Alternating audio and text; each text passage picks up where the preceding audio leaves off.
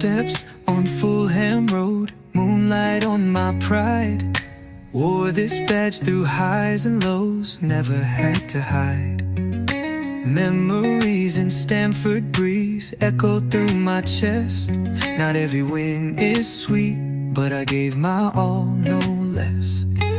We sang through the rain, we danced through the pain. The pitch still remembers my name. Still blue through the silence and the roar.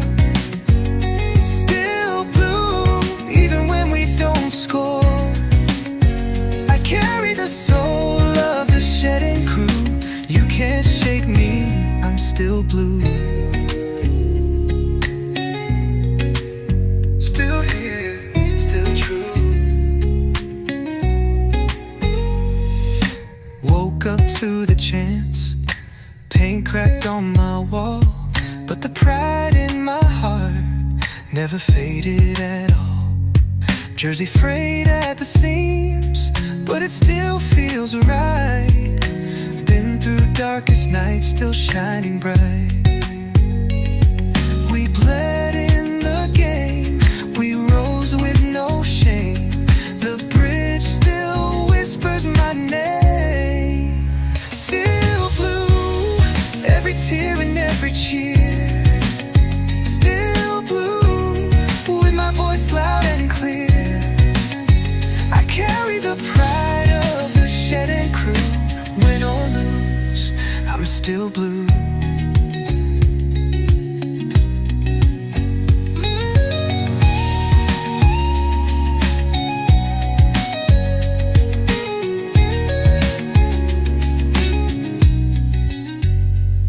From Drogba's fire to Ritz's run, we stood tall under every sun. Through Abramovich nights to new days begun, this heart beats for only one. Still blue, even when they don't believe. Still blue, every year we grieve and dream. I carry the hope of the shedding crew, born for this, I'm still blue.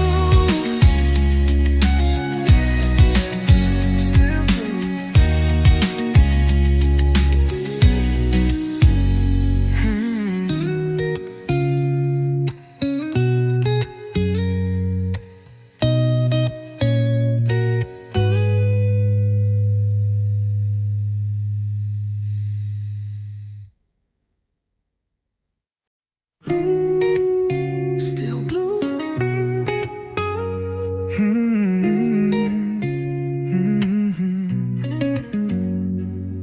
Footsteps on Fulham Road, moonlight on my pride. Wore this badge through highs and lows, never had to hide. Memories in Stamford breeze echo through my chest. Not every win is sweet, but I gave my all, no less. We sang through the rain, we danced through the pain. The pitch still remembers my name. Still blue through the silence and the roar. Still blue even when we don't score. I carry the soul of the shedding crew. You can't shake me, I'm still blue. Still here, still true. Woke up to the chance, paint cracked on my wall, but the pride in my heart never faded at all. Jersey frayed at the seams, but it still feels right. Been through darkest nights, still shining bright. We bled in the game, we rose with no shame. The bridge still whispers my name. Still blue, every tear and every cheer. Still blue, with my voice loud and clear. I carry the pride of the shedding still blue.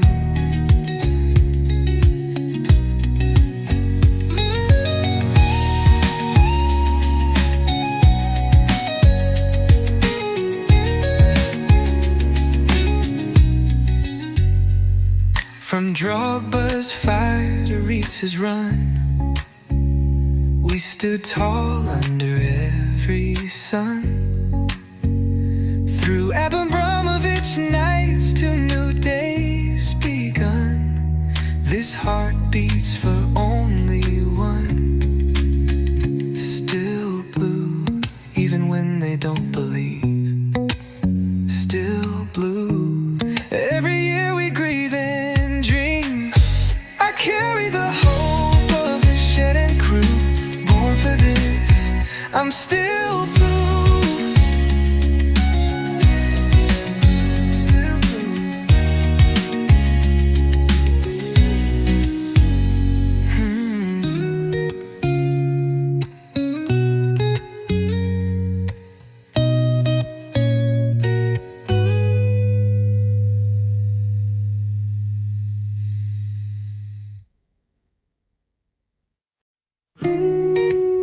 Still blue.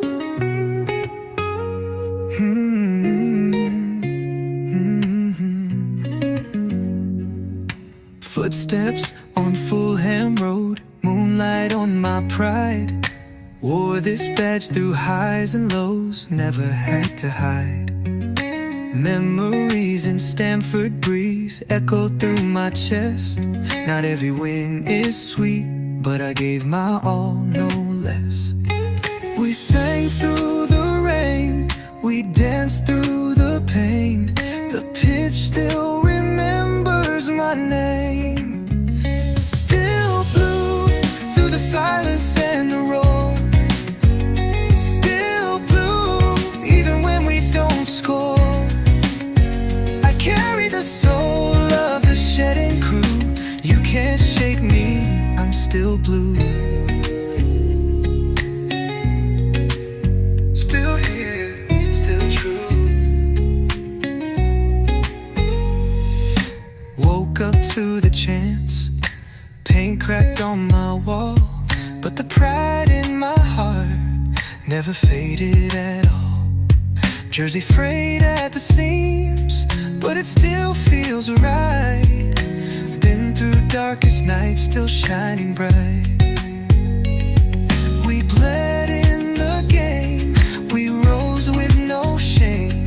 The bridge still whispers my name. Still blue, every tear and every cheer. Still blue, with my voice loud and clear.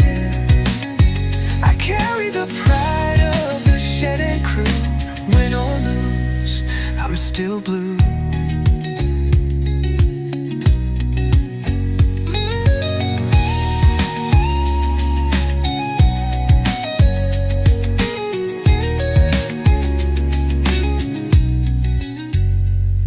From Drogba's fire to Ritz's run, we stood tall under every sun. Through Abramovich nights to new days begun, this heart beats for only one. Still blue, even when they don't believe. Still blue, every year we grieve and dream. I carry the hope of the shed and crew, born for this. I'm still blue.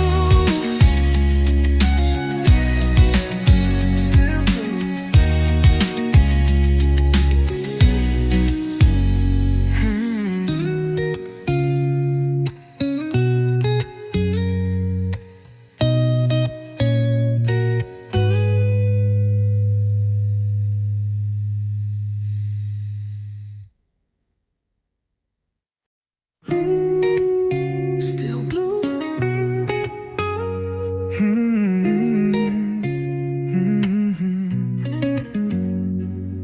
Footsteps on Fulham Road, moonlight on my pride. Wore this badge through highs and lows, never had to hide. Memories in Stamford breeze echo through my chest. Not every win is sweet, but I gave my all. No. Yes, good people, big up to all of you. Welcome back to Chelsea Perspective. Welcome for another Chelsea match preview show, and I do hope you're all doing well. Today we will preview Chelsea's game against Qarabag FK away. Interesting one. Never again. It's not going to be an easy fixture, and this is going to be a mashup of Chelsea match preview show and then news. Even though there aren't too many items out there to talk about, we will go news hunting. That's what we call it here. But more importantly, I do hope you guys are all doing well. 3 likes. I know we can do much better than that. But yeah, 3 people, 3 likes on YouTube.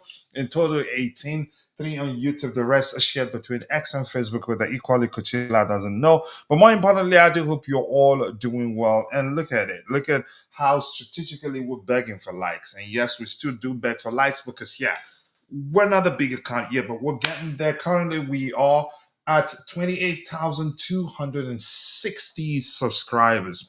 We're getting there, even though we're having streamed consistently of late due to timing issues. We're getting there. We still gained a few subscribers, so thank you for that. And my bro is in the house of BCM TV, BCM Sports, Blue Clouds Media. Good evening, lovely people of the beautiful color blue. Nice to see you, bro. I do hope you're doing well. I appreciate you finding the time to join. And yes, people, go and check out and subscribe to my bro's YouTube channel. You will love it. He deserves to have at least 20,000 subscribers, given how much work, time, effort, equipment he spent for it.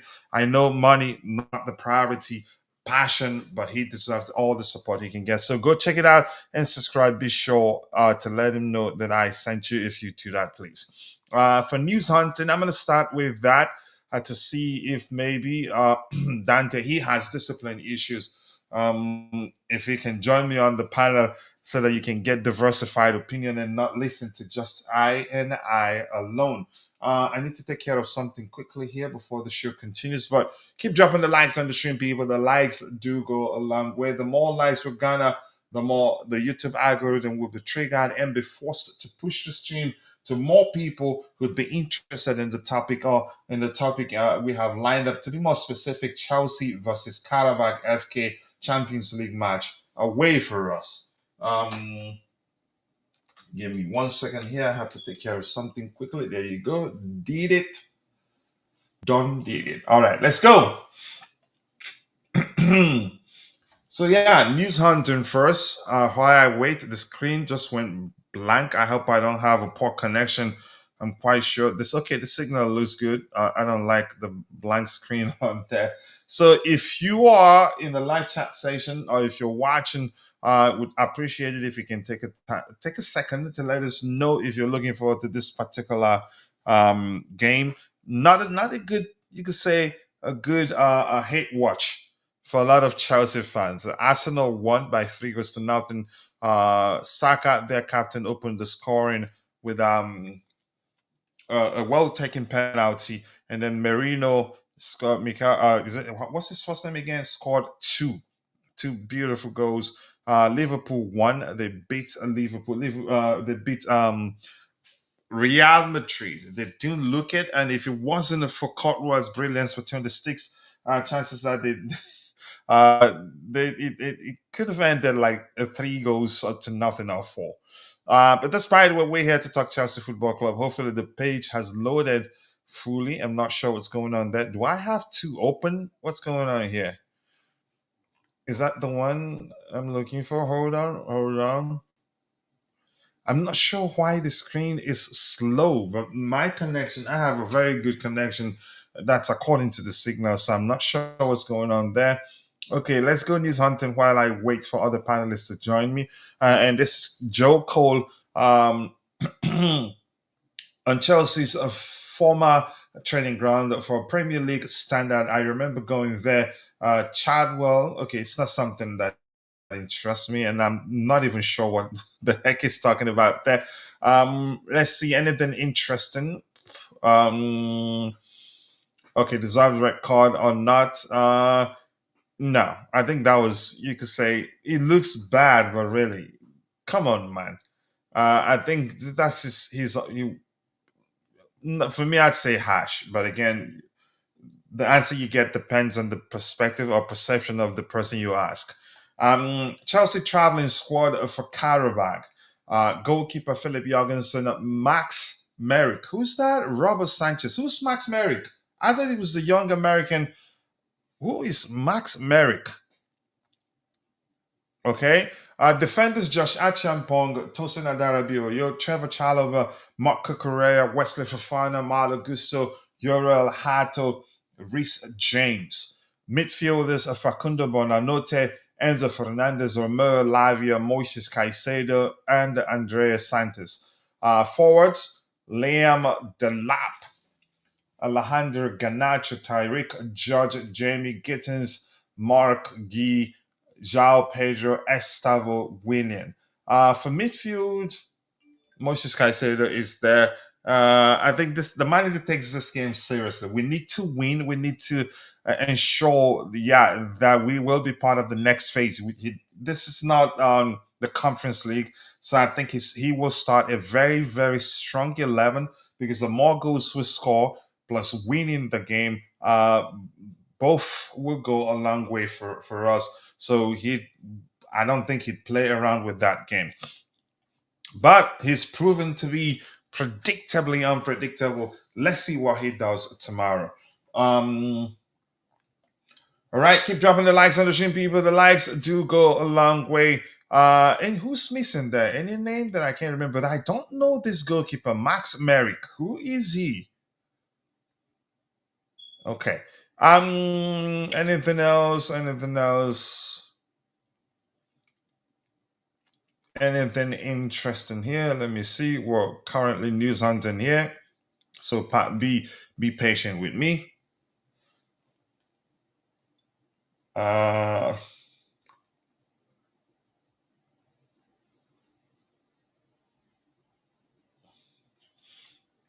all right, just give me a second here. Anything interesting there? Alejandro Garnacho is settling into life at Chelsea well, with early signs suggesting he's adapting quickly both on and off the pitch. Chelsea staff at Cobham have been encouraged by Garnacho's attitude and intensity in training.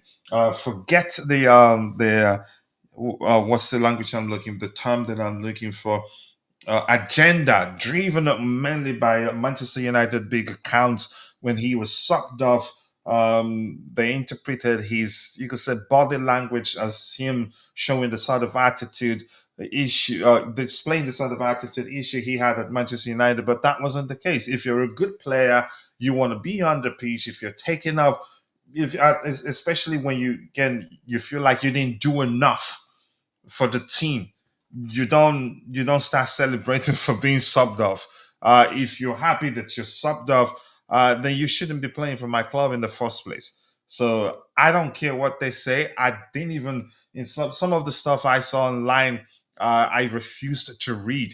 But when I saw one interesting thing that made me happy, one of the people that quoted one of the accounts are interpreting his body language as him not being happy and showing attitude, and almost nearly missed Maresca's hand again. The hand that Maresca put forward, or arm that Maresca put forward for a handshake.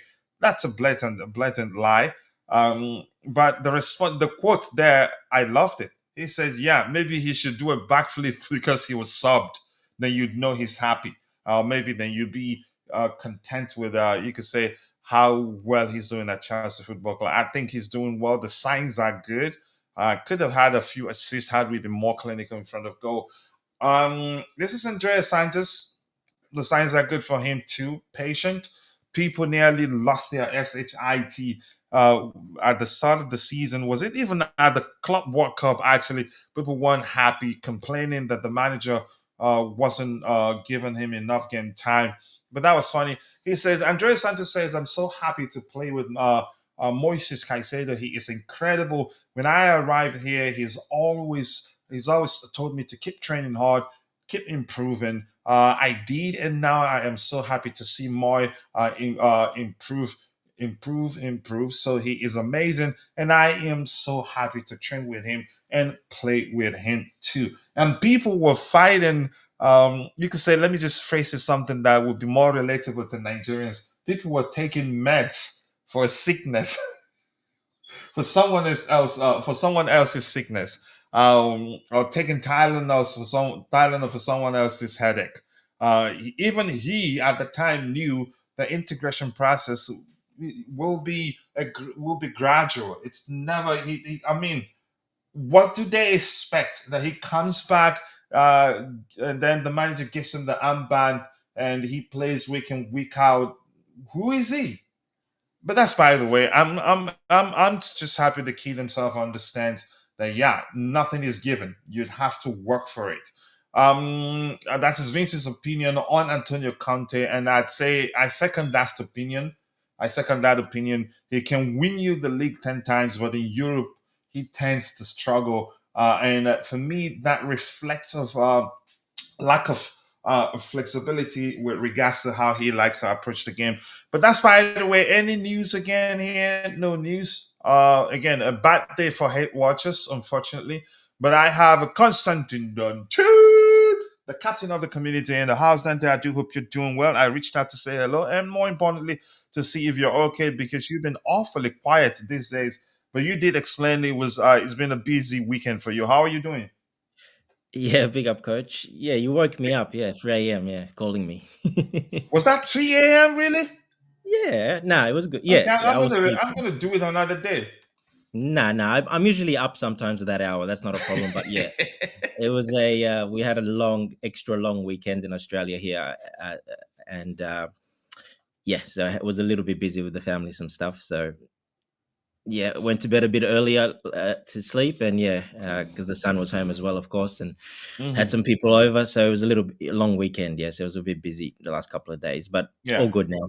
Nice and easy, For nice and me, calm for now. me, the entire gang went to Canada. So Oh, yeah, and I am using the opportunity to put some stuff in place because I've told you that story. Packing is easy for me. Unpacking is the most difficult thing for me because I'm almost always busy. Hardly ever you say have have I had the time enough to reinstall yep. everything that was we moved here with. But that's by the way. Good to hear that. It's always like that when moving, coach. Yeah, It unpacking is the takes most forever to difficult part. unpack everything. You usually go like a year after you move in, you still got a few boxes left and stuff. Usually, Yep, yep, that's very correct. So I want to start. So thank goodness you're here with me. Are you looking forward to this one? Do you know how they play? I know nothing about them, and I've looked at their players. I don't think I know any of them. There's Duran. That's not Jean Duran. Okay. no, it's not that That's Duran. No. Malinowski. That's Zubair. That's Andrade. That's Bilkaho, Yankovic, Medina, Mustafa Zadi, Silva, and the goalkeeper and the other name. I don't know anybody there, and I haven't watched any of their games this season, like because they the Champions League. None. Mhm. But do you? How well do you know them? How do they play? Are they a difficult side to deal with? No, I've only just like you just quickly looked up. They've got a couple of good players, but not really any big names, like you said. Mhm. Although they've been pretty impressive, really. They beat Benfica, they beat Copenhagen. They drew with I can't remember another Oh, top they team. beat Benfica too. Yeah, they beat Benfica, so that at Benfica as well, away from home. So Ooh. that was a good result for them. So looks like they're pretty tight unit, so they can score goals because looks like they've been scoring every game, even against good opposition. So it looks like Mhm. they can score goals. But yeah, I don't know too much about them. I only know they do line up in exactly like how we line up. Similar structure, but our application we played. That's why we call this the starting structure. We hardly ever play in this structure. Yeah, it's just a set, so you can put it Yeah, on the screen at the start, so people kind of It's not 100% set, yes, but it's just the starting structure, correct? But they do this kind of the same from what I've seen.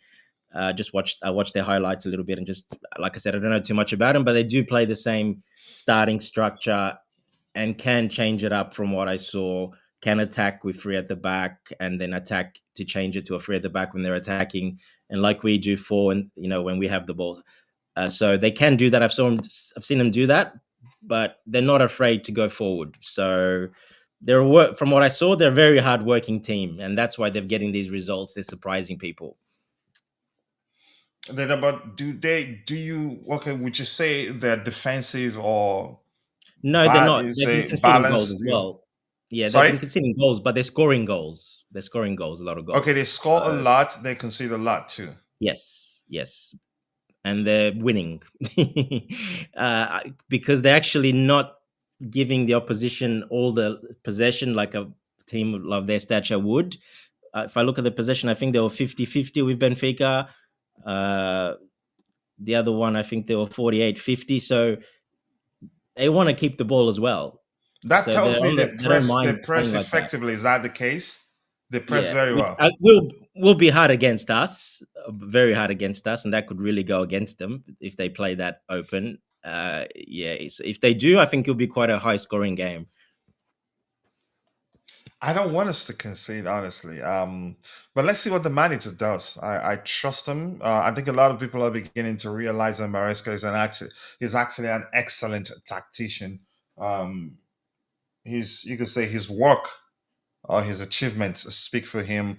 But yeah, let's see. As a tradition here, let's vote. I'd say probably um, 70% plus will most likely pick Chelsea to win. Let's go. Yep. Oh, just 70. 70% believes Chelsea will beat Qarabag. 20% thinks it ends in a draw. 10% believes Qarabag will beat Chelsea.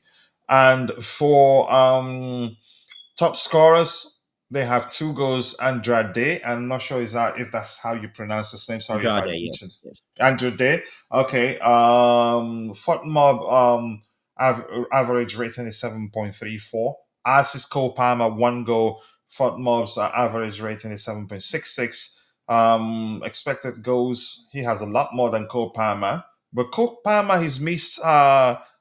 He's only played one. How many? He played against Benfica, did he? Sorry, couldn't hear that. Sorry, coach. Cole Palmer, he did. Did he play the game against Benfica?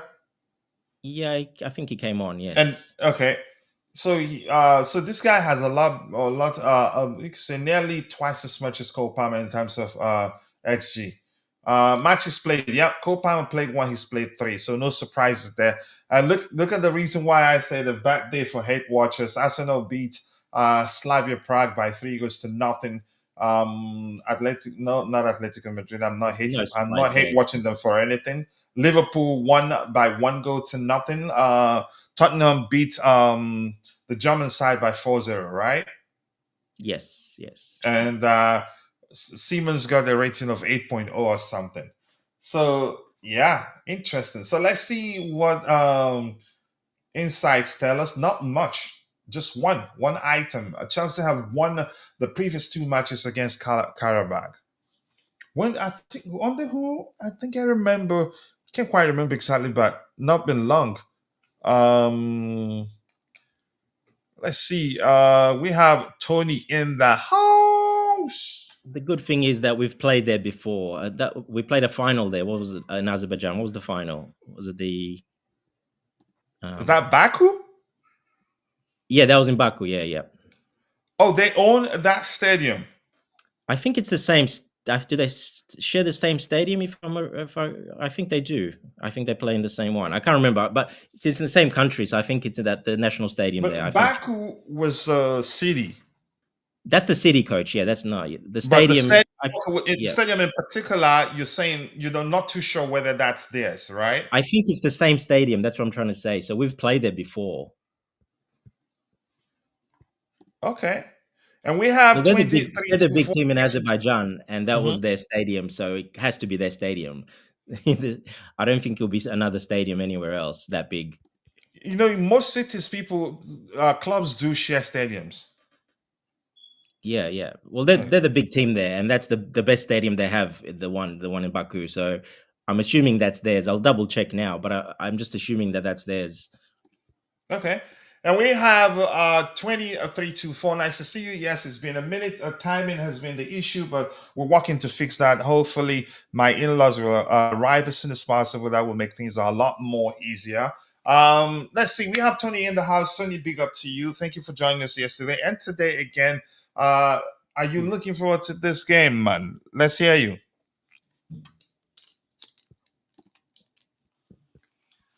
What's up, you two? Yeah, big up Dante. It's been a minute. Um, Yeah, yeah, big up, Tony. I'm looking forward to it because I don't know. Well, it's interesting because I don't know. You look at the name Qarabag and you're like, oh well, this is a cup tie and this is easier, and we can just play kind of younger guys, maybe get some. I don't know. I don't like using the word B team, but get some guys who aren't getting regular Premier League minutes, a lot more minutes. I don't think he But does but that. but Qarabag's pretty tough. I Yeah, Yeah. we think have no they're youngsters surprising to going at people. all. It's So all our that's big what's team. making Yeah. it a little trickier. But here's what I do know. I do know that obviously he's bringing the whole squad. I mean, I saw some clips of Reese getting on the plane today, obviously, and Sanchez, and so he's not. It's not like he's leaving anybody home because that's how.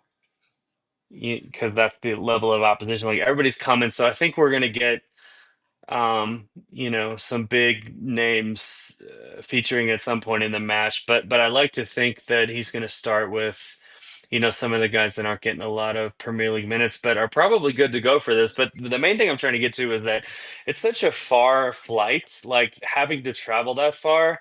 And then when that's done, like trying to, turn around, fly all the way back and then get it together, for Saturday.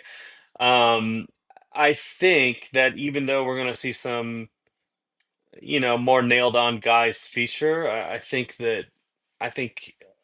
most of the guys that do start or do get minutes in this match, it's going to be a good indicator of who he's thinking of playing for Saturday against Wolves, because, you're not going to see, I just don't think you're going to see anybody that's going to feature the majority of 90 minutes in this match really featuring that much on Saturday unless they absolutely have to come into this match and try to scrape something out of it because we're struggling. Here's why I think we're not going to see a lot of changes, and I'll go to Dante to get his opinion on that. We have an international break after the there's an international break coming up after the what's it called, the Wolves game, right? Correct me if I'm wrong. Is that I was just looking at the schedule. Yeah, I think there is Dante. I think there is a break. Correct me if I'm wrong. Not sure. Let me double check. Can't remember. Yeah, I now. think that's a break. But here's the thing. Yeah, our Even- next one is against Burnley on the 22nd. The next one after Wolves. Yes, So that's which that's means a there's week two, out. So I around think you're 2 right. weeks break, right? I think you're right. After Wolves, yeah. And so here's the thing, even without that, I think this game is very important. I don't think he would want to risk do anything that could lead up to us, not what's the language that I'm looking for? Not qualifying automatically for the next phase and have to play the playoffs. I don't think he would want that. I think he'd do everything he can for us to qualify for the next phase automatically. So, which means I don't think he'd see a lot of changes, except if he's not been paying attention. A lot of changes would see Andreas Santos and the Lavia travel. If Lavia travels, we'll see both, and Moses Caicedo will not be on the pitch. I think probably given how well Qarabag they did against Benfica, I don't think he'd risk it. Maybe, but I do. If that's one you mentioned it, if that's one person I think is going to start at Santos, and he just actually did some media for Chelsea too. So I think that I have think he's learned gonna- I that think that he's gonna doesn't start. guarantee a player starts. I think I've seen that happen. Was it under Pochettino or who? What is it? I don't. Yeah, under our the player previous being coach. part of the presser Yeah. doesn't guarantee he starts. That happened to me under Pochettino. I think it was Tosin, and I was so sure he was going to start the game because he was part of the presser. Yeah, And yeah, right, he was on the bench. yeah, But go yeah. That ahead, was Pochettino.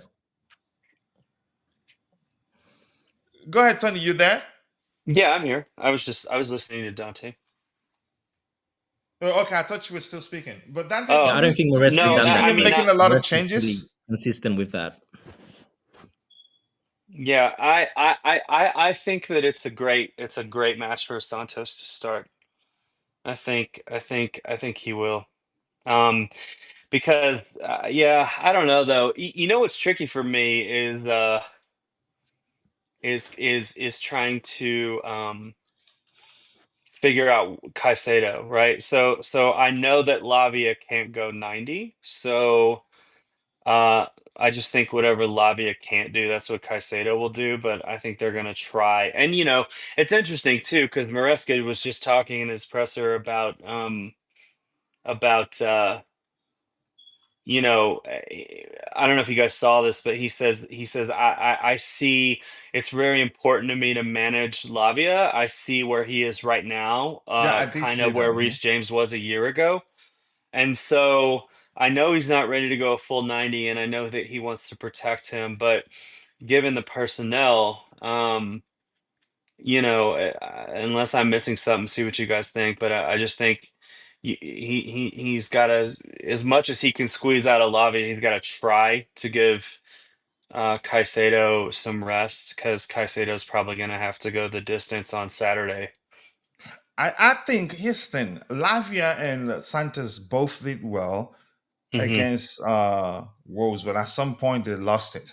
I can't. I need to watch the game again to just to be sure to pin down the two players, two sixes that were on the pitch when Wolves started pressing us persistently, and then we started struggling to cope with their pressure. I want to know who. I want to find out the two players that were on the pitch at the time in that central area. But that's, by the way, my point is, I don't think he risks too much in this game. I think Caicedo starts, even Enzo Fernandez. That's a small opinion. Mm. Maybe we'd see a three-man midfield That's that actually where I'm includes, struggling the most, coach. yeah, that Actually, includes in my Andreas lineup Santos. prediction is Yeah, the go ahead. midfield area. But Dante, do you think he makes a lot of changes, or do you think he wouldn't? Again, he wouldn't want to risk it. That's what I think. I don't think he would want to risk a lot. This is not. I don't Yeah. even think he would do that sort of thing where you'd have the big guns on the bench and start. You could say the not fringe players and start maybe those that didn't play the last game. Even if you think they're not as good as those that played the game before, where he'd start them and then see how things go. If things don't go our way, then he'd bring them on. I don't think he'd even take that risk at all because it's too much of a risk. But let's hear you. Yeah, it's an interesting one. He's like we said, he's taken the proper squad. He hasn't taken any youngsters, so I don't think you'll see that. That on its own is a sign. That's a sign, definitely. But let's not forget, we do have, and he made 10 changes last time, so we do have those other players that don't play as much that still can play. I think it'll be a mix, to be honest. I think it'll be some regulars and then a mix of like maybe Andre Santos, someone like that, another one of the couple of the wingers that didn't play the last game. So I think he'll be a mix, but I still think he'll go with a pretty strong side, but a bit of a mix, not completely strong. The ones that might need a rest, he probably will give those, and the ones that they're managing, obviously. But yeah, like, I think Andres Santos will play. He did the interview as well. I think he'll definitely play. We'll see if Caicedo plays. Enzo Fernandez. I probably see Caicedo playing more probably than Enzo Fernandez, to be honest. So in this one, so we'll see what happens, but it'll still be a pretty strong side, I think. He Yeah, will that's the be. tricky part for me Mhm. is because, is he gonna say, well, I need to it will be a mix, I agree. But, what kind of mix? Is it like 80-20, or you know what I mean? Like I don't know if he's gonna go heavy on, second team and or if what however you wanna call that, like heavy on non-regulars Yeah. and light on regulars, or vice versa. But the other thing is, like, uh, this is what's making it tricky for me. Is he thinking, you know what, these guys can go, they can go hard tomorrow, and they can go hard on Saturday because then we have an international break, or is he so he's going to play him, and also maybe he's thinking, well, I'll go ahead and play him because like because I heard somebody mention something a few months back. I wish I remember who it was. They made an interesting point. They were just like, I wonder if Maresca will try to just go all out and just go heavy in Champions League and try to qualify, get a top 10 spot because I think top 10 automatically qualifies past the league phase. And Exactly. then there's maybe a few spots that have a playoff or something, maybe like that. But because the rules changed this year. But And like, the does next he two go? games, Tony, are important as well because after that, the hard ones come after that. Yeah, yeah, So yeah, yeah. so Yeah, if you pick up Barcelona. points now in these next 2-3 games, you're basically guaranteed that top 10 spot. Yeah, So so that's an interesting thought because it's So like he you go would all want out, to and of get the course you're job not done going to now to a rest on your certain extent. you're not going to rest on your laurels against Barcelona, regardless, because it's just a big match. However, if you can just snatch these points right now and take as much as you can early on and qualify as soon as possible, an interesting angle to that approach is that, okay, it's not like you're giving up on the Champions League, but as soon as you auto qualify, like mathematically, you're secure, I guess, in points for top 10. uh, you can kind of start taking off your foot off the gas a little in the Champions League, and give your guys more of a rest, and then focus a little more on the league. So that exactly. that was like a strategy that I wish I could remember who brought that up, but I thought it was pretty interesting. It's like one strategy is, you qualify as early as possible so that then you can start giving some of the other guys a lot of minutes. They get Champions League experience, and then your more nailed on guys can kind of focus on the league for a bit, and it I does take mentioned that some as of the well pressure because of off. the way the draw set up. That's why I mentioned that because we're going to play the better teams Mm, after these next couple of games. Then we're starting to play the really tough teams again. So mm, if you win this game, you win against, I think we got Atalanta away, and then we got Paphos at mhm, home. If you mhm, basically these next 3 games you win, you're basically qualified for that top 10, mhm. basically. Oh, It's you just if you tricky win, are you because of the saying if you win the distance, next right? Like I think three, that's the we furthest will? flight that anyone has to make, I believe, in the Champions League. Okay. Is that right? Am I right about that? What was the question again, Dante? Did you hear that? I didn't hear that. No, I didn't hear it either. Broke up for some Did reason. you guys hear me? Yeah, go ahead now. No, I said the tricky part about this is really the distance, and how much of a toll it could take right before the weekend, because I believe when I was looking at Champions Okay, League, yep, when we drew, had the draw that day, they were talking about how I believe Qarabag is the furthest distance any team has to travel in it the is. Yeah, Champions League, it is. and then It's you got far to away. turn around and get it together for Saturday. So I see all that logic. I was like, yeah, I'd go strong too, but given the distance and the fatigue, like I don't know. I don't know if that's going to play a factor. So yeah, I guess the only answer is you go hybrid, like you said, Dante. But I think the hardest thing I think you could probably play Hato for Cucurella for most of this match. You could play Gusto, in most of this match. You can do things like that. You could probably play Tosin and Champong. You can do things like that. But I think the midfield is where, and I do think Stevao starts too. But I think the midfield is where I'm kind of struggling. Like, is he going to go strong there? Is he going to go easy there? Because there's just a lot to think about, the fatigue, the travel. So, but I do agree that it'll be a hybrid of some sorts. The hardest area for me to figure out is the midfield. To be honest with you, I think Santos will be in there, and beyond that, I'm not sure. I think definitely Caicedo start, and I'm going to explain why. As good as Lavia, the pairing of Lavia and whoever you pair him with, as long as Caicedo isn't on that pitch, on the pitch, they're excellent at facilitating a transitional play. Defensive. Yep. But defensively, they're not good at, you could say, protecting our defensive line like Caicedo does. You can see Caicedo, a defender makes mistake, he's there to put in a last ditch tackle or clearance to ensure we don't concede. You don't see that. Maybe I haven't seen it, but I don't. You don't see that all the time consistently from Andrea Santos or Romeo Lavia. But facilitating transitional play is their thing. But defensive aspect of the game, they're not as good as Caicedo can be. So if he really doesn't want to risk conceding and wanting us to score a lot more, I think we'd see Caicedo on the pitch. Then, if things go our way and we're winning by, let's say, a margin of 2 or 3 goals, I think he can Hmm. bring him off. Yeah. That might be the play right there. Yeah. Yeah, I don't think Because you'll see. Yeah, you won't see Caicedo and Lavia start. I've never seen them start against a team against no, Qarabag. but I'll tell you what though, regardless of what anyone thinks they're like together, and I do believe, Enzo Fernandez and Caicedo are one hell of a pivot. I'm telling you, like, and again, coach, we're gonna bring it up again. We're gonna bring up spider charts again. If you look at a spider chart with Fernandez and Caicedo, and I may have brought this up before, and Lavia all together, I was looking at some data analytics like when we were buying all of them. And if you overlap their general gameplay, they basically fill out the entire chart.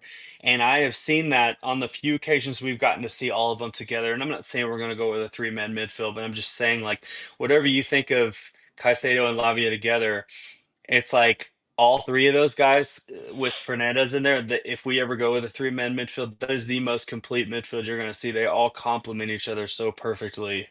I kind of wish we'd see that a little bit more. I can't say the Yeah, situation's they're called all for it, very and the unique gaffer's in doing a good what they're job, all but the very. three of those guys together, Mhm.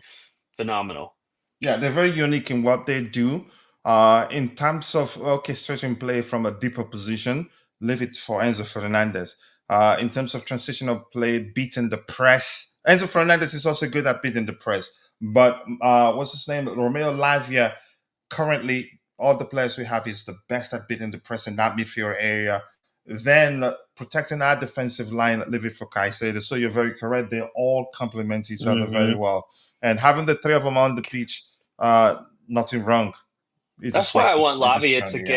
get I want Lavia to get well. So he's such the thing that he has, and yes, the other guys will do it, but the thing that he excels at even more than the other two is those press breaking through balls. I Yeah. mean, it's just. Yeah, he can beat the press effectively. It's nasty. Yeah. I mean, some of the things that he picks out, and then you're in behind, and you're just having all kinds of joy. But yeah, I hope we can get him up to speed real soon. Yeah, let's catch up here. It's been a while indeed, and Chimera here. Just go back to where you don't talk to me again. Let's see. Time for Neto to hold bench during league matches. I don't think he is nearly as effective as a starboard. Heston, you just how do I say this? Fancy new toy. Don't disrespect Neto. Don't disrespect him. What he brings to the table, Estevão doesn't. His tracking back is excellent. Pace, Estevão doesn't have his pace. We need both, and I'm happy we have both. Look, I will every time I rewatch the Club World Cup final against PSG. I just what comes to mind is that we don't appreciate Pedro Neto enough. He basically sacrificed you say his profile as an attacker. Practically he was a defender on the day if you paid attention, because he was busy tracking the overlapping run from what's his name, the guy that nearly, you could say, the Moroccan international. He was the reason why he wasn't as Oh, effective as. Hakimi? Yeah, he tracked him effectively. Whether Hakimi, whoever tried to do the overlapping run on that left hand side, he was there. There was one incident. It was him that nodded the ball back to Robert Sanchez. Had he not been there, it would have been. I think it would have been Hakimi 1-on-1 versus Sanchez. He's that sort of player that can sacrifice his profile as an attacker and put in defensive shift just to help us win, and he doesn't care. But yeah, we fans, I think we have a very short memory. We have a shiny new toy in Estevão, and some are talking about the arrival of Quenda, that we should just sell him. I, I, I, we should be careful what we wish for. honestly. But that's a small opinion anyway. I want to hear you if you want to add to that. This to the Chimera comment. Let's hear you, Tony. Oh, I do. I think you might remember, like I'm a bit of a Pedro Neto fanboy. Although I will admit, like, he's not always consistent. You'll get That's why. you'll get That's why you'll he's get you'll human.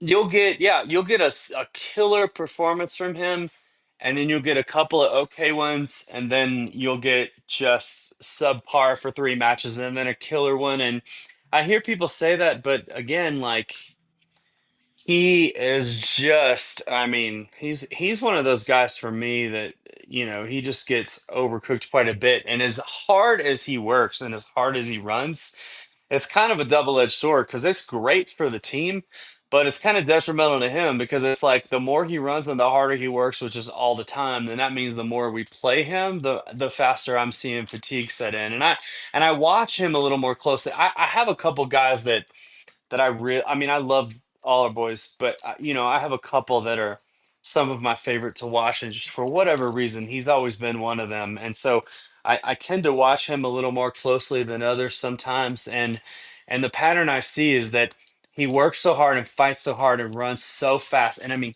You always get a constantly. selfless The performance the from him. engine, yeah, the engine is running constant. I mean, he's just so, but the downside to that is the harder he works, plus the more you play him equals the more often he's fatigued, right? And so I don't know what the answer to that is there. I don't want him to take his foot off the gas any, but I think that Balance. I don't know why we don't need to pit Estevão against Neto. I don't know why it has to be this versus, like, well, obviously, Neto has to sit because we got to start Estevão. Like, the thing is, if you want to pit two guys against each other and you're having a hard time figuring out who should go at it, it should be Gittens and Garnacho, and you should, because they both have slightly different profiles, but they're both straight up left Which is wingers. good. So the manager Estevão, picks who starts based on yeah, And your they're new. position. Yeah. yeah, Estevão, like we talked about last night, can play in the 10, and Neto is just a right winger. So, and I guess Neto could play false nine too. I've seen him do it before, but for the sake of this conversation, as far as there's a world where you can play Neto and Estevão at the same time if Estevão's in the 10. But also, Neto can there is play a on either world that flanks I too. want to see where you play Estevão on the right and you play Neto on the left. Look, given what we have right, I don't know that I'm not saying he's going to do this against Qarabag, but let's say we're playing Wolves, or even in a few weeks when we play Arsenal. You know what? If you looked at me and said, "What would you do? What if you had to?" Or what about when you play Barcelona? Like, I would love to have Delap back, and if Palmer's not back, okay. But I would love to have live in a world where we go up against one of the best, and like you have to deal with Neto on the left, Mhm. Estevão on the right, um, and Jao Pedro at the 10, and Liam Delap up top.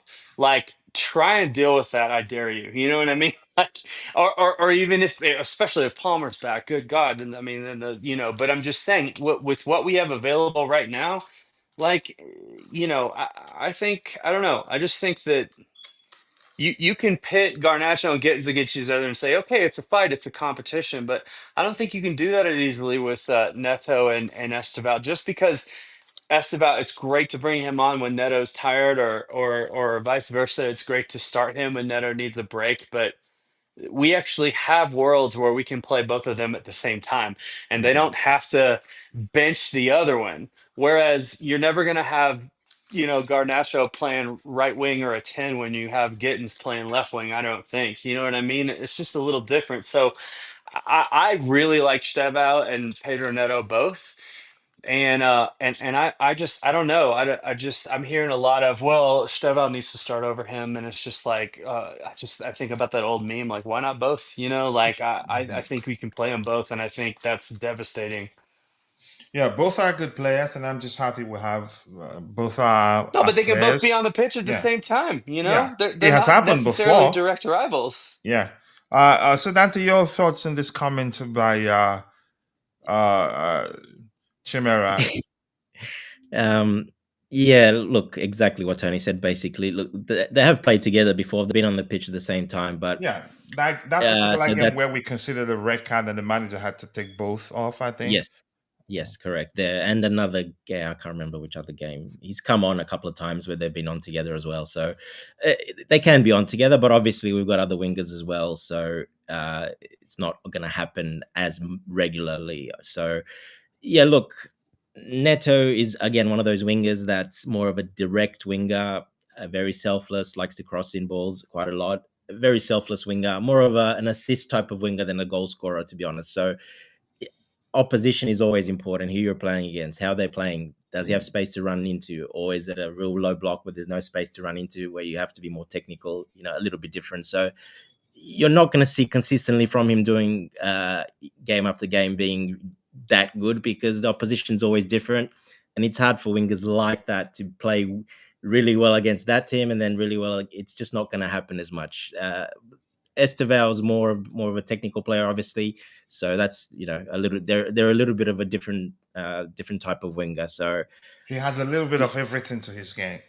he's got a bit of everything. Yeah, he's got that acceleration. He hasn't got the speed like Neto or the No, power no, or no. the strength of Neto, but yeah, so they're very different. So you're never going to see Neto play game after game consistently amazing and be, a score every game and assist every single game because the opposition's too different for that to happen. And he's a specific type of winger. It's very hard. And the way, like Tony said, the way he works and how hard he works, that's going to work amazing against teams like PSG and those teams that are open, where he's got a guy that he's got to neutralize as well going the other way. So he's going to suit those games really well because he can do it both ways because he's got that work rate. But he does have to balance. I've seen him a few times when it comes to him shooting. And this is the same problem a bit with Mark Gee when he comes on or he starts. He runs 100%, gives it everything, but then when he gets the ball and it's time to shoot and it's time to do something with the ball, Or time to drop deep, participate in the play. he hasn't got he's Yeah. just worn out. He can't do it. And you can't do it at a high level when you're breathing like that. You just can't do it. So that's something that, he's getting better and better. I've noticed Maresca, that's why Maresca does sub him off early a lot of the times because they've managed him very well with Neto because he's that type of player that will do that. And He's he one of will the run out of leaders breath. now. He's one of the leaders now. And I think he's getting better at that, balancing that. Because you got to balance that. And that's why I can't remember, just before a couple of weeks ago when we did one of the shows with Mark Gee, I've said if he starts games, Mark Gee, when he starts games, he's not effective when he starts games most of the times because he runs 100 miles an hour from the start. And by 15, 20 minutes, he's finished. And then when it's time to shoot or score or do something, he just can't do it. And And to it's battle common a sense, defender, really. You could say, yeah, and decision making becomes, he makes poor decisions because, yeah, when you're very hard. tired, that impairs your Exactly. judgment. Correct. Yes. And this is what Neto had a bit of a problem when he first came. He did that a lot and he wasn't, but he's learned to balance that. He's doing much, much better. And I think Maresca's instilled that in him to balance that. And he knows he's not really going to play the 90 as much. So he knows when to do it. So that he's working at that. But yeah, Neto is very valuable in the squad. He's only going to get a little bit better. But when we played those hard opposition, those teams that are a bit more open, the better opposition, he's always been very good most of those games because there's space to run into and he nullifies the opposing threat as well. So he's a key player, but mostly for those games. Not as effective against the low blocks as much because he's not that type of winger and we don't really have a 9. We haven't had a 9 to play that way where you can just, always... We're still crossing in and he still does very good crosses back post. But yeah, we don't really have those players to, do that well in that sense. And that's why you're not going to see him consistently bleed there because he's a specific type of winger. So specific game, specific winger. Maresca likes that certain opposition, certain matchups. He's perfect for some of those games, like PSG, like you said. Yeah. Before we go back to the match preview exercise proper, something we talked about yesterday. You weren't here. I think not that wasn't the heated aspect of our conversation yesterday, but I'm quite sure you've seen the campaign against, or you could say, campaign designed to unsettle Alejandro Garnacho, who's done well. They're claiming he started exhibiting the sort of attitude issue that he had at Manchester United, and Yeah, what is that? Do you want him to start celebrating because he was taken off? I'm not sure. I'm quite sure you've seen it. What do you make of that, really? Yeah, coach. Look, it's just there's nothing in it. It's just people that don't like him before he came. One of those guys that was advertising. He's got a pretty big account. So So they're looking for something about him to talk about. exactly, that was the first time he came off. And every player that comes off like that usually is not happy, especially if their performance wasn't good.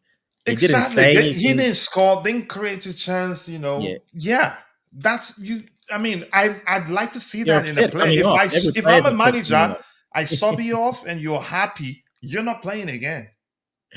Yeah, look, every player does that. You take Enzo Fernandez off, and that you take any player off of that minute, and they haven't played that well, they're not going to be happy because their performance, and that they're coming off. They're not happy about it. I was never happy getting substituted in my life. I don't think there was one time, even if I played well, it doesn't matter. Players hate getting substituted. It's just Yeah, normal. But he didn't do nothing. He was a bit upset. You can see he went, sat down, wasn't happy. And then after he celebrated the goals and was laughing and talking to the players. So there was nothing wrong. It's just a couple of accounts, one big Chelsea account and then one Man United account doing this because obviously the Man United ones are looking at it because they want to pick on something. And one of those Chelsea accounts that's a little bit of a bigger account that amplifying it. amplifying it for their gain because they were one of those that advocated to sign a petition so we don't sign him. So of course they're going to do that, which is a shame, but that's all it was, nothing else. Yeah, I don't really care. I know, Tony, you've talked about that. I don't know if you want to add to that. Up to you. But if not, we're moving on. Let's see. No news item to talk about. Nothing new emerged except for comments from the games played today. There's nothing. I haven't seen any news item here. I think we should just go to the match exercise, preview exercise. So let's see. Where's the table here? I can't see it. But that's, by the way, in the last 5 games, they won 3, drew 1, lost 1. For us, we won 4, lost 1 to Sunderland. That was painful, really. But yeah, they are averaging. Yeah, that should be around 1.1 goals per game. Tony, I don't know if you're looking at the screen. I think that should be it. And for us, we're averaging. We scored 3 here, scored 5 here, scored 1 here. That should be around 2 point something per game. Not bad. We're scoring more than them. And I'm gonna listen. Disclaimer: the same thing I said before we played. Sunderland. Numbers will give you a sensible idea with regards to which of the 2 competing teams wins. But the truth remains, you just cannot script football. Yeah, Yeah. you just cannot script football. The game is played over 90 minutes plus at the time. I even said that and then put a post on X. You have to go into that game irrespective of what numbers tell you, irrespective of how badly your opponents have played lately. If you go into that game with the mindset, yeah, we're winning this one already, isn't it, Sunderland? I'm just using that as an example. That's a very dangerous mindset to go into a game with. Yeah, so this doesn't mean that we're definitely beating them.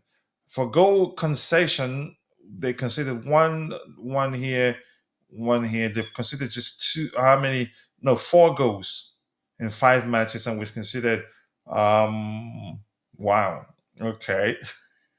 3 here, 2 here, that's 5, 6. We've considered a lot more than them. Yeah. So yeah, okay, I'm correct, right, Dante? 1 here, Yeah. Look, 2 here, surprises 3 can here, happen, and coach, but 6. Yeah, go ahead.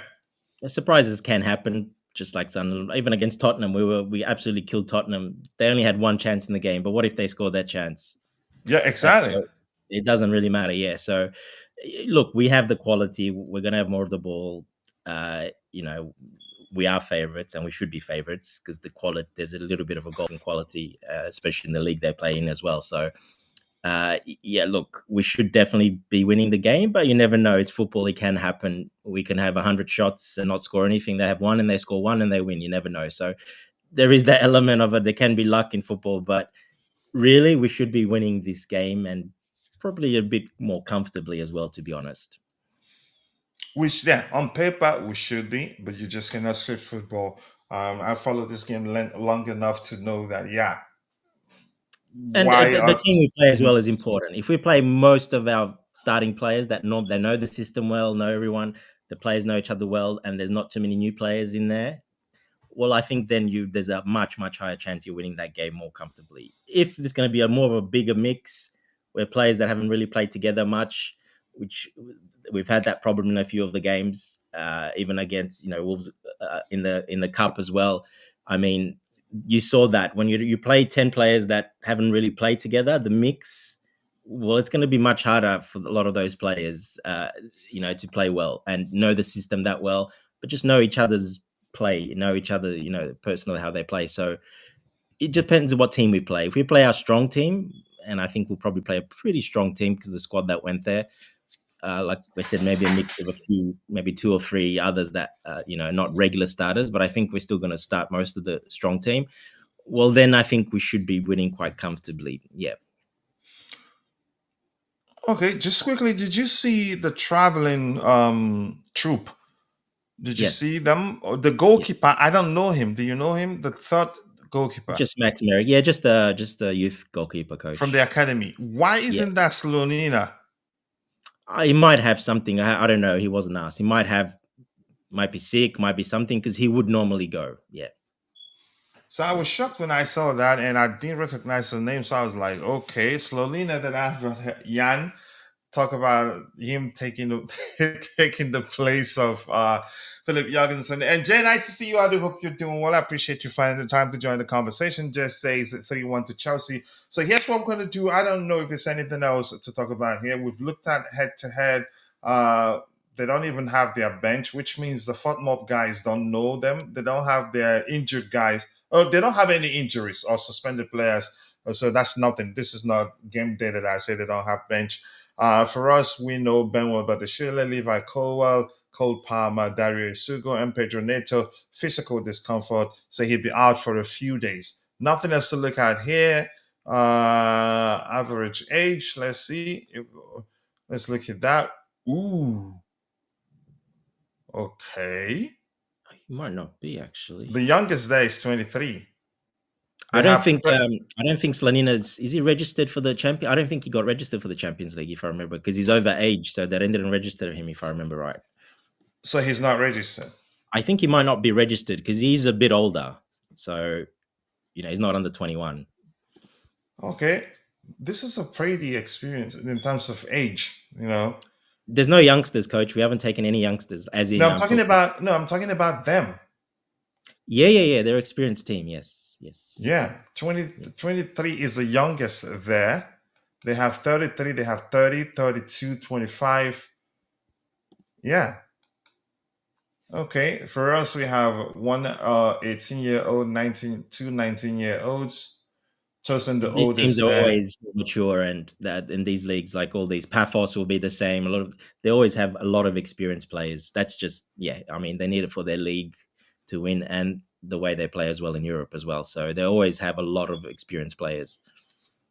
All right, so Jankovic, have I heard that name before? No idea who he is. No. All right. So let's go for the lineup prediction exercise. We'll go one by one, except if there's anything else you want us to talk about the match. We'll start with you, Dante. You go first.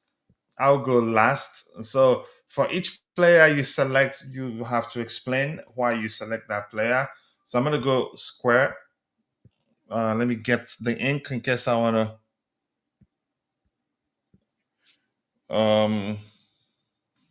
1 second.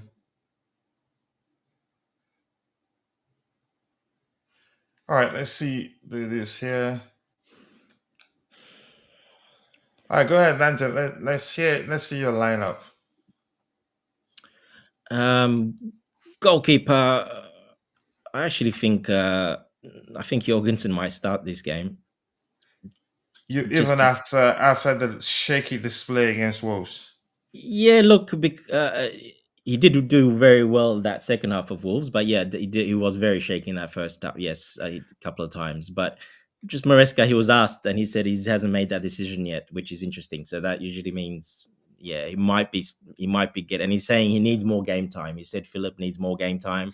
He does, because we all know he's not a bad goalkeeper. The issues you could say we've observed whenever he's on the pitch, Rick's lack of confidence. A bit nervy, a bit nervous to start off Yeah. with, but then he settled into that, like especially that second half, and a couple of crucial saves at the end. He was actually coming out and claiming everything in the air as well in that second half, those last 20, 30 minutes. So, but he did start very nervy, which is really weird because that's the last two games he's done that. Before last season, he didn't do that at all, too much at all. So I don't know why. There could be all sorts of reasons, but he looked very shaky and nervy, like he was lost. So I don't know why, but he does need games. I mean, a game like this is probably a good chance for him to start because we will have a lot of the ball. He wouldn't be doing too much, as in he won't have that much to do. They're not going to press high. Not this team, not their age, the way they play. They're not going to press him high. So yeah, I think he could play. It's going to be very cold as well. So I don't think he'll put Sanchez to sit there all game, not doing nothing, maybe in really, really freezing weather as well. So yeah, that's why I think maybe Jorgensen might start again in this game. All right. You actually convinced me. I think he might start, but that was yeah. All right, go ahead. Let's see you. Yeah, because normally if he's asked at the press conference, he'll just say Sanchez starting. Normally, he will just say it. He'll say it straight out, and then But this time he didn't. He said he hasn't made the decision. Philip needs to start a bit more. He's still a great. He just needs to start because he was asked about him why he hasn't played well. So he just said he needs to start more. So yeah, so that's why. And because we're traveling far, and because of what I said, he's going to stay in goals without doing nothing for a long period of time. You probably don't want your number one keeper doing that. To be honest, that's how keepers get injuries normally when that happens. So that's why you see a lot of these games when they travel far go and they don't. You always see backup sort of keepers or youth keepers coming in and playing those games for that specific reason. So that's why I think he will probably start in. Yeah, so I'll just put him down anyway. All right, go ahead. Let's hear you. Back four. Yeah, I think Gusto will start.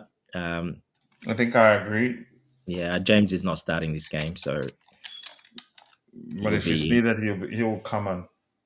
Yeah, but I doubt it. I don't think to start, he won't start him. Yeah, like I said, for a lot of the reasons, but I think Gusto definitely will start this game. All right. You'll probably see Tosin playing as well. You'll probably see Achapong. I think Achapong and Tosin will be the central defenders. Okay. So Josh, most likely on the right hand side. That's just my opinion anyway. That's then here Tosin, right? It doesn't matter, right? Yeah, like this, yes. Because Hato, I'm going to put Hato to play at the back, so there'll be the back three in possession.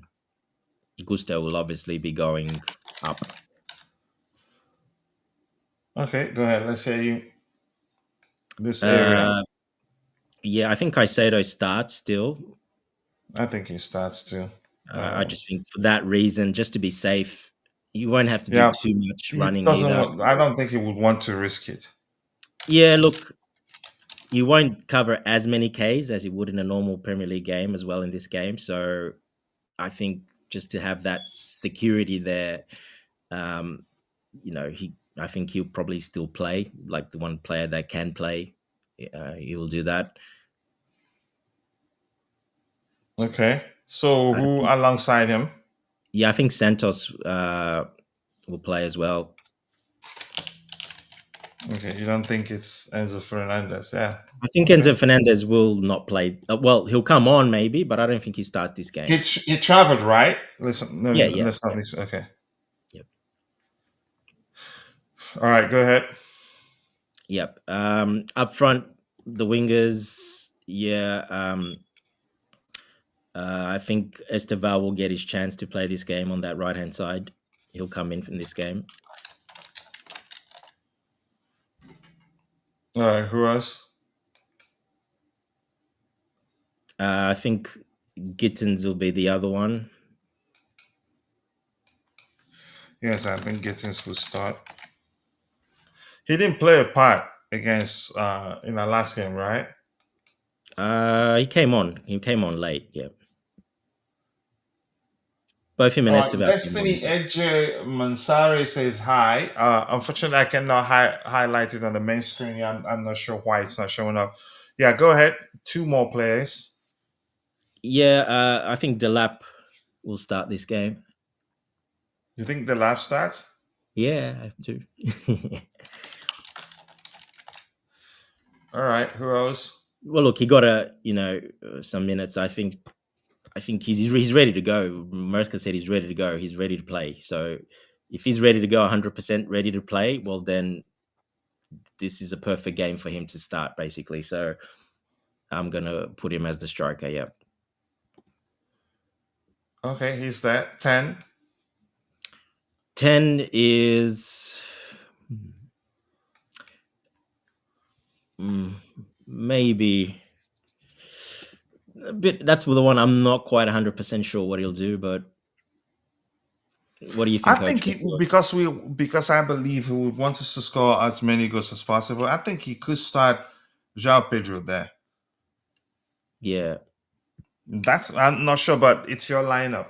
Yeah, no, I'm just thinking. Yeah, I was thinking the same, João Pedro, but yeah, we'll see. Yeah. Do you think it's Facundo? I thought it might be him, just a bit more smaller player, more technical, maybe. And like I said, because we're traveling that far, etc., he might change it up. But I would go. I'll just leave. Yeah, I'll leave Pedro. Yeah, I think this is very, very, very strong 11. I think he would want that. Facundo, he's done well, but not really well. Look, I'll probably start Pedro. If we get the early goals, well, then you can take Pedro off halftime. I think that's what I think is going to happen. Yeah. You don't think Josh? What's his name? Tariq Judge, did he travel? No, he didn't. Right? I think he did as well. Yeah, Coach. Did he travel? Yeah, I'm pretty sure he did. I don't remember seeing his name, but maybe let's look at it again just quickly. But let me catch up with what we have here. Okay, Jay saying Saka and Rice started earlier for Arsenal against Slavia Prague. So we also need to take these sides seriously and play some main players. Yeah, get the results. More importantly, and Destiny saying please avoid underrating them. Yep, underrating your opponent is a very dangerous mindset. Yeah, and that was something I told our friend yesterday, Bans, as Tony called him. He said that we're bigger than the conference league, and I told him that's a very, very dangerous mindset. And had we gone to that final with that mindset, we would have lost or could have lost the game. So let me find the traveling troop here. Where do I find them? We did look at it a few minutes ago. Okay, so we have goalkeepers Philip Jorgensen, Max Merrick, Robert Sanchez, and defenders Josh Achen, Pontoson Aldarabio, Trevor Chalova, Mark Correa, Wesley Fofana, Marlo Gustoyora, Hato, Rhys James, and midfielders Facundo Bonanote, Enzo Fernandez, Romoyo Lavia, Moises Caicedo, and Andrea Santos forward, Liam Delap. Okay, Tyreek Judge, there you go. Jamie Gittens says that Mark So no, there are youngsters, but no fringe youngsters. I don't know whether that's the most correct way to phrase it, but you get the point, Dante. Yeah, well, these are the proper squad players. The other ones, the extras, no, there's no extras, no youth or no extras, no. Okay, and Jay is saying here George was on the flight. So I think George is there too. Yeah. Yeah, but you saying that Maresca said he hasn't decided who starts between the sticks. That's what he said. Yeah. This place is in Eastern Europe, right? Further close. It's more Asia than anything. It's down in between it's quite far. It's 6 hours, I think, away. That's the furthest there is you can go, basically. Where's Jorgensen from? He's Danish. Where's Denmark in Europe? Oh, that's Northern Europe, coach. It's different. So do they But have similar weather the in terms cold of is not a cold? problem for Jorgensen, that's for sure. The weather. So if the weather is not an issue for him, then that might give him an edge over what's his name? He's from Spain, right? Yeah, yeah. Sanchez. Yeah. And just like I said, just possession wise, I think we'll have 60% plus of the possession. He's going to be in, I think, quite a lot in that game, not doing too much. So they don't press high at all. They won't be doing that either. So yeah, it could be a long night for someone in the sticks yeah. So I think, yeah, that's why I'm just putting him. And Maresca, he's pretty firm. Yeah, Sanchez is starting. Yeah, Jorgensen is starting like he did last time when he played in the cup. He kind of But says this it time all it out. wasn't definite. He didn't No, he say who's said he starting. hasn't made the decision yet. And then he was asked, and then he said Jorgensen needs some more minutes.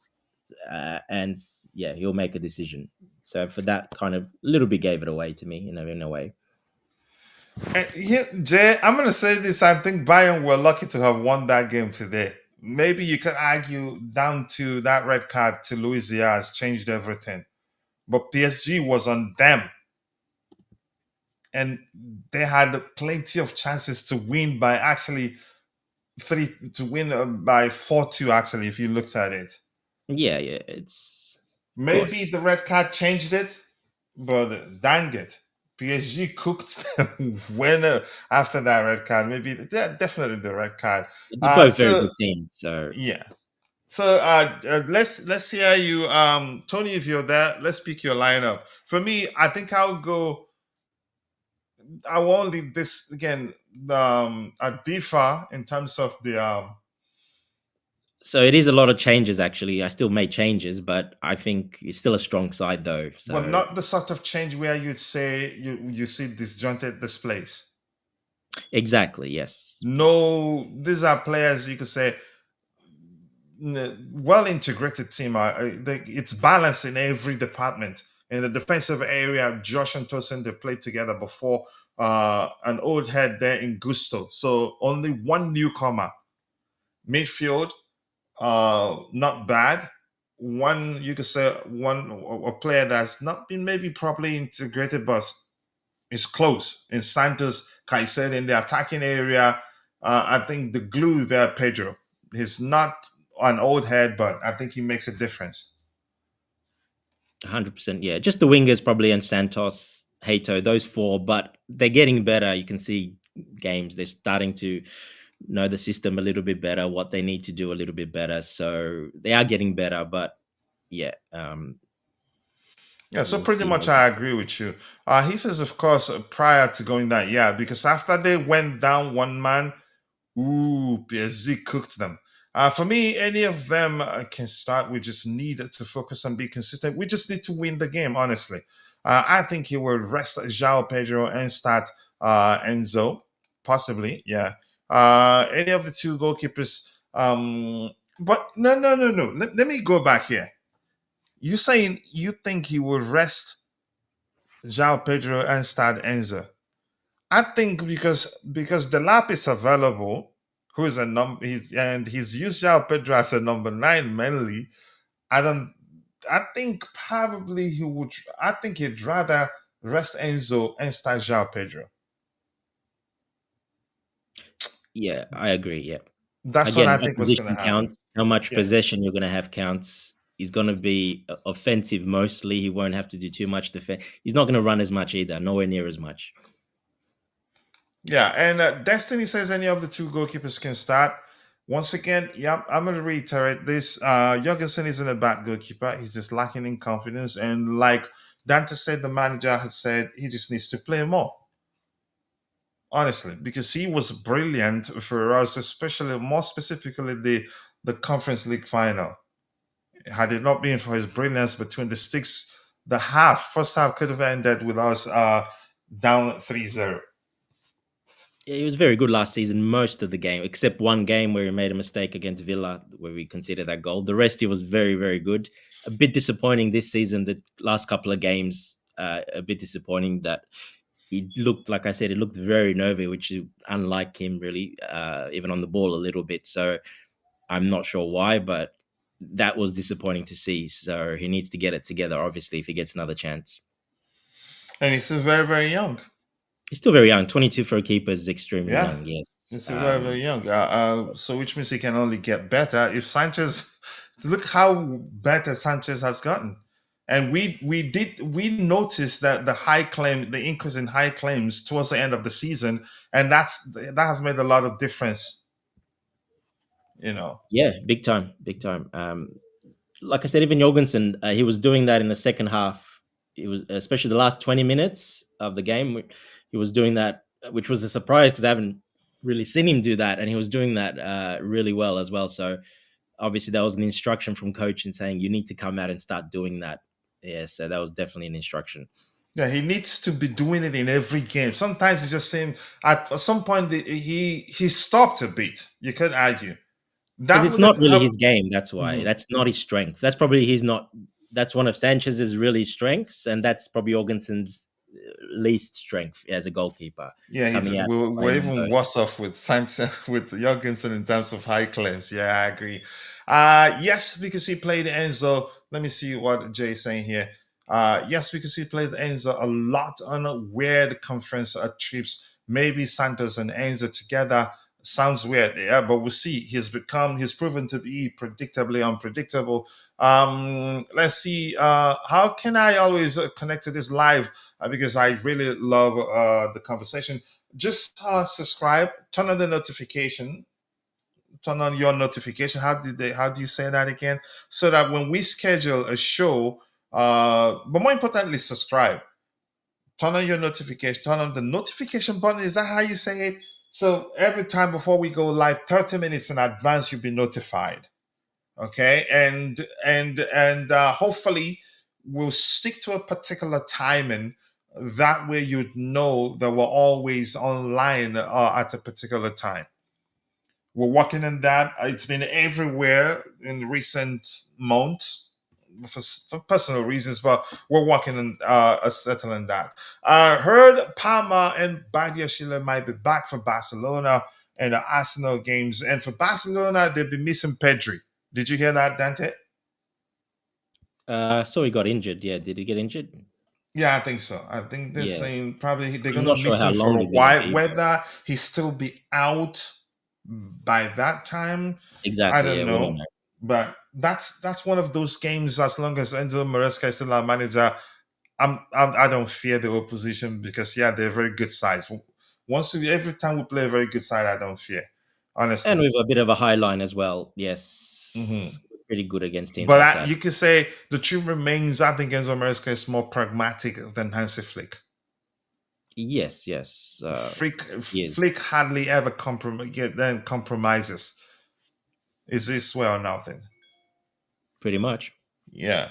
And Destiny, thank you for joining the conversation. I appreciate you. Feel at home, express yourself. Here, your opinion matters. All we ask of you is just to keep it civil.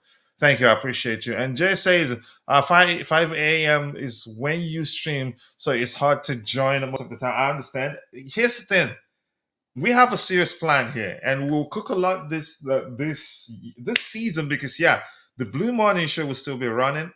The Daily Roundup Show will still be running, but we need people. We're still training some people, and those we've trained already are saying they can't do it.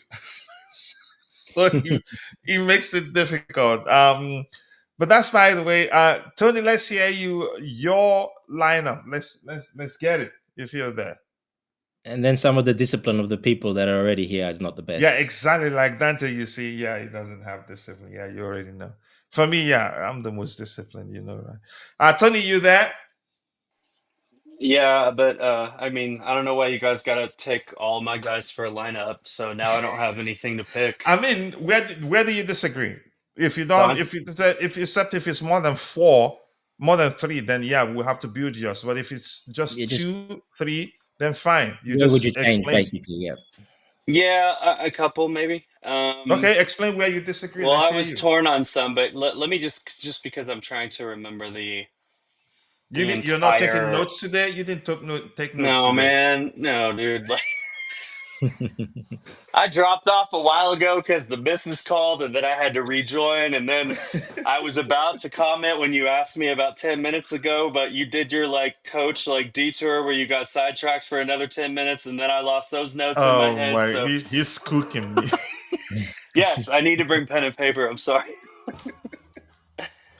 Oh man, no, and I honestly, I would take like notes on my app, but whenever Mhm. like on this stream that you invite us to on this app, if you even take like the screen off of the main screen, like it disconnects you and mutes you, right? So it's like I can't even switch over to a different app. Oh, And okay. so when I do anything on here, because I'm usually have to be on my phone, I'm locked in, man. So it all has to be up here. I have to capture everything. My mind is not a steel trap, so you get what you get. I'm sorry. So here it comes. Um, I would say my keeper, probably Jorgensen. Yeah, I think so. I was a little torn on that, but Dante made a good point about the press conference and what Maresca said. Back four is going to be Gusto on the right back, and left back is going to be Hato. My two center backs are going to be Tosin and Champong. My midfield is going to be. I almost see. This is the thing too. I think. I Okay, think. let's get something straight here. Are you Mhm. trying to predict Maresca's selection, or are you picking your preferred 11? What do you want me to do? Because my No, my no, we're pref- trying to predict. my preferred 11. No, we're trying to predict. Right, but my preferred 11 lines up with what I think he's also going to do. Like, I think Okay, he's going to do okay. what I would do. Because you do consider things like who I, played the last game and the yes, importance of the game yes. also. I think Okay. he's going to do what I would do. So when you ask me that question this particular week, those two things align. So, um, yeah, I was thinking, yeah, I was like, would I start Lavia or Caicedo? We usually see Lavia come on in the second, and that's going to give Caicedo a break. And plus, if things aren't going well, he has the option to leave Caicedo on. So I think he starts with Caicedo, and I think he starts with Santos in the midfield. I don't think Enzo starts. Um, for me, the front, I think it's going to be. So far from the Yeah. goalkeeper to the two sixes, all aligned. Okay. So here's where I think it might be different if I remember correctly. Almost. Let me get when I get to the 10. I think he starts Gittens on the left. I think he starts Estevão on the right. It's the 10 and the striker. And for me in the 10, I think he's gonna start I think he's gonna start God, I was just thinking about his name this whole time. Oh, Buonanotte. Facundo, I think he's gonna start Buonanotte in the 10. This time, I think possibly. I think he's gonna see how it's going, and if it's not going well, then he can bring João Pedro on and just absolutely take over. But I don't think he starts with him. I think he's protecting him for the weekend a little bit if he can. But also, we see Facundo. He seems to be cup guy. Like for example, for me, what I've seen so far is like Bonanote seems to be to this year what Here's something I want to say, if what's you his don't name mind. was? Why can't I Here's think of something I his want to say name? quickly about him. I hope I'm not doing a tapping on you. He's looked good.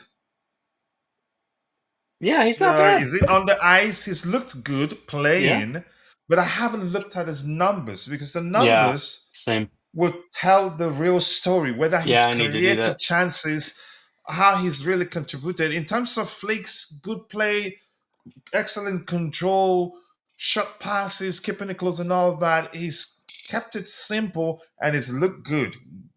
And good again, it's been good to watch. The question is, what will his numbers tell us? Yeah, And I that's think something I haven't done that I should have done by yeah. now. But go ahead with what you were saying. Let me just quickly add. Sorry, he's been good, but he's been a bit too safe for me as a number 10. He's kept it way too simple, right? Yes, no Have you shots. looked at his numbers? Because I haven't, to see whether he's created chances, let alone us not being clinical Not much, enough. coach. Like you said, the flicks are there, the little link up plays there, but then the actual to assist, to score, or Productivity. to shoot, which a Yeah. 10 needs. Yeah, I think he's lacked in that. And now that's got to do with obviously that the players he's playing with as well and who he's playing against. But I think, I think that confidence just to that next step, dude, it did all the good things, right? The basic stuff, but the next stuff, the next level, that's not there yet, unfortunately, not quite yet. Go ahead. Yeah, so I think that I think Bonanote starts in the 10, and I think that I think João Pedro is there, and you can bring him on and just hopefully, just if we need it, it'll be a real shot into the arm, and you can, I mean, yeah, just inject it and put him in there with Delap and just give him all kinds of nightmares. But I think maybe where I'm different from you guys is I start Facundo there, and honestly, I was torn on Delap and Giu. I think if Delap is still injured, he definitely starts Giu. I think that Delap's available, and that red card is not Premier League related.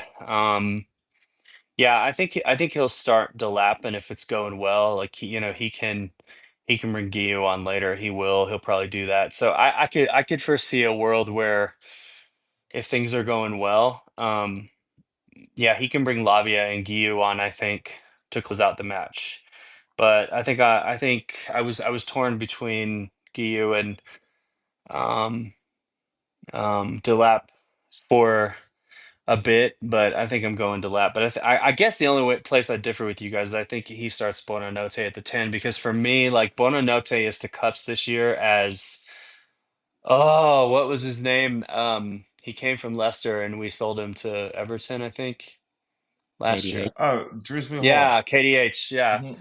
Yeah, he, Facundo is for us this year is almost KDH was last year. You can bring him in as like that kind of 10, kind of deeper 10 that kind of tries to get involved in a play, make runs and stuff like that. And Maresca seems to be very dependent on him in club matches.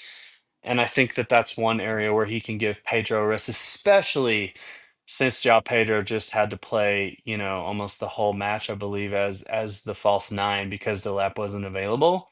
So I think he tries to rest Pedro if he can and saves him for the weekend. I think Delap plays for a good while to get his minutes in, get him prepped for the weekend. I think he brings Skiu on for him later as long as it's not, nightmarish. And yeah, and I think he starts Bonanote. And if we're doing well, Bonanote can do the full 90 because we probably won't see him on Saturday, and then you can just completely rest João Pedro. So that's my 11. I think Estevão, obviously, he played what 10, 11 minutes. He's ready to cook somebody alive, And of course, Gittens has been starting in Champions League and Cup matches a lot. So I think he's going to come on and typical. If we don't see much from him, we might see Garnacho, And conversely, on Saturday, if we don't see much from Garnacho, we might see Gittens. So What do you guys think yeah, that's about my 11. what do you think of Estevão starting in the 10 position? I think it Um, will work. it would work, but who's going to play the right wing, especially if Neto's cooked like we've been talking about? Oh, well, look, Garnacho can play. Gittens can play on the right wing. He's played before. Have we seen them play there for us yet? Yeah. Not He's for Trying played to us. for us, remember. but he's played there. Not for us, but he has played there. Here's the difference. Now, let me. Usually, Pedro Neto plays on either side, right? Correct. He can play there, exactly. Correct. If he starts on the right hand side, he shoots a lot more.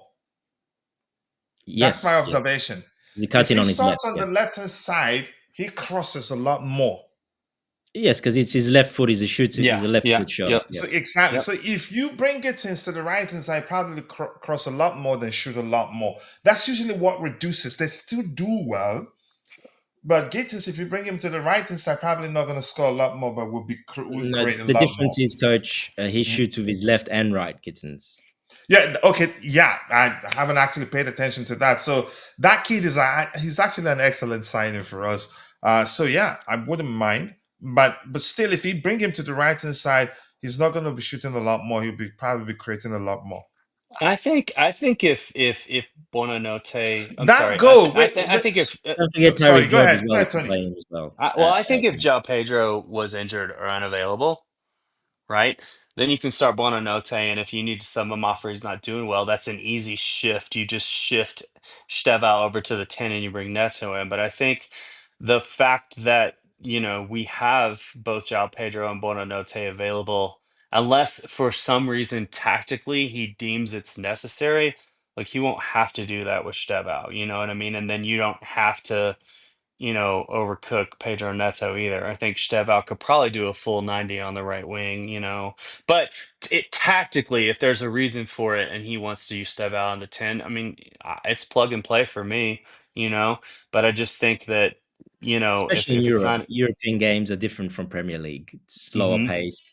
It's yeah, not the same. yep, It's yes. I a think you little can more play them space, yeah, more space. A lot of their players at Qarabag are 30 years old plus. It's different. yeah, yeah. So yeah, But For but this but I comment, just think mhm. since we have some depth available at the 10, he will probably I think he'll start Steva on right wing, unless of course there's something tactical I'm not seeing. And I mean, if he puts Steva in at the 10 and he thinks he can play Neto even more, or maybe puts Gittens or whatever for whatever it is even though it looks weird, like I trust him. For this particular comment on the screen here from Destiny, which reads, "I think I prefer Chalobah over Tosin." Tosin, he's So do looked I. bad But since returning yeah. from that. From you can say from his injury, from that injury he had. If let's assume we're talking of, you could say, just let's just look beyond those errors or mistakes. I think the choice depends on the opposition. Um, Yeah. Tosin on a good day is a much better box defender, reads the game better. But Chalobah is more of a traditional defender than Tosin is. Not in terms of ball playing, he cannot measure Tosin. In terms of line breaking passes from hmm that defensive, he cannot measure Tosin. But I Yeah. think it depends on the opposition. Well, and plus though, to compare those two together, like it's tactically, yeah, maybe. And yes, Chalaba can play on the left, but he's more of a He looks on the bad right whenever side of a he's center played. back. He Yeah. plays more regularly on at the right side of center back. Tosin plays more regularly on the left.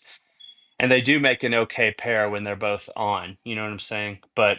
But yeah, if you're gonna stack them up against each other and say which defender do you trust more? Yeah, I trust Chalaba more, but I mean, given personnel and the fact that a Champong can, do a shift at either side, then rest Chalaba for the weekend, let a Champong and look, I don't have a problem starting a Champong against Wolves in any Premier League match. I think he's killing it. But again, like we said, a lot of this is dependent on what we think Maresca is going to do. And what I have not seen Maresca do a ton of, unless he's forced to, is start a Champong in Premier League matches, unless he has to do it because of availability.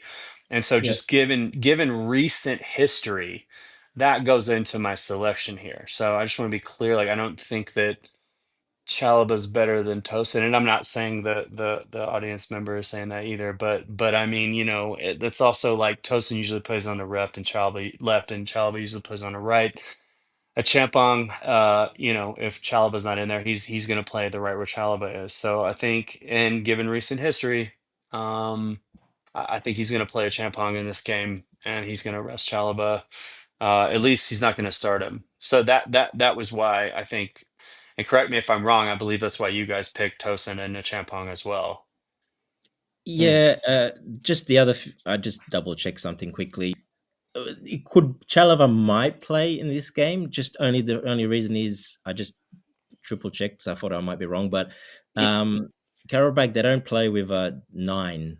They don't have a striker. What Mm, their usual guy is 177 centimeters. The other guy is always 169 centimeters.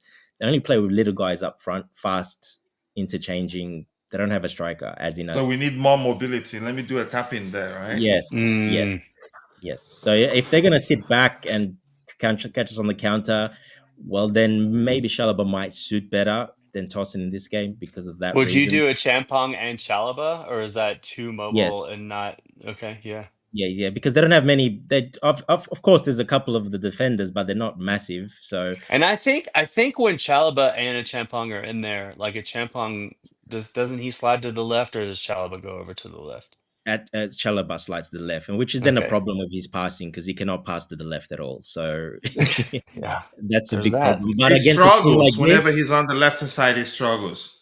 yeah, because he Yeah. can't pass with his left foot and he cannot pass out to the left very well with his right either. He's always looking to the right and always passing to the right. He's just used to that because he's played most of his underage. He's always played that side, so it's just automatic for him. So yeah, he's not our best. He's probably one of our worst ball playing sort of defenders when it comes to that. Mm-hmm. But for this But game, because we're going to have a lot of possession and we're going to be, I think, quite high up the pitch, especially being pretty cold there as well. I think probably Chalobah, someone more quick that can recover quicker, probably would be better. mm-hmm. Yeah. Especially Yeah. because Dawson hasn't looked good the last couple of games back Yeah. from injury. After returning from injury. Early. But he's got to Yeah, he give him looked some minutes too. So do you think he brings Tosin on later, or does he bring He him on might later in the start. We Premier don't League? know, but Yeah. what Dante just explained makes more sense that for Chalobah to start. Yeah, And I Chalobah, agree. I think That's a good point. the pairing of Chalobah and Josh, I think have I'm looked sorry, better. Coach. I mean, I disagree. That's horrible. I forgot. You need pandemonium. I need to inject a little bit of that. I'm Look, it sorry. still can be Tosin. He might want that passing from Tosin, which we sort of at Chalobah cannot do, especially if he's up the field. He might struggle with that. I don't know, guys. But We just need to stop being so nice to each other. This is ridiculous. It doesn't help, right? Coach is fuming right And now. It's it's ridiculous. You guys have the worst opinions I've ever heard. I'm it changing my whole it hasn't lineup. helped. We're all being nice to each other this night, and it's not been No, fun. but if you guys want to go at it, you can. I actually have to bow out because the wife is home. So no, it was great spending time with you guys, and yeah, up the Chelsea. Up Hope the we win chest, tomorrow, brother. and I All right. will. Hopefully, we can do a post game Yeah, for the we'll match do. tomorrow. I'm home alone. The Ooh. whole entire gang went to I'm come about to step in. be. Yeah, this weekend that's me. So I'll be available for not only all the streams, but man, I might even have a chance to set up, and you might even so you see got to my do beautiful face pre-game. We on got to do a camera. whole Yeah, I don't cover know. the whole Yeah. game. I don't want to get your hopes up, What? but you might see my I beautiful don't face like on doing camera. watch-alongs these days. I just don't like it. But No, I'm it's Yeah. tempted because of that studio I showed you, Dante. But Mm. yeah, Yeah, but I might even get on camera. Who knows? So if you up guys to are you. fortunate enough, Up to you, and show us some spider chat. yeah, I might even. God, don't tempt me. I might just come with like just my face, like on video. I'll have spider charts, I'll have radar graphs, I'll have everything. I'll just blow your Yeah. mind. The whiteboard in the background. Yeah, no problem. Yeah, just everything. Maybe. You know what? You've given me a project now. Like if I might just have to pop up and you're just gonna see just data all around me. Yeah. All right, gentlemen, have a All good right. night. I gotta Thank you go. so much. All right, cheers, All right. boys. And Destiny here is saying, let's read it so that we can round off soon.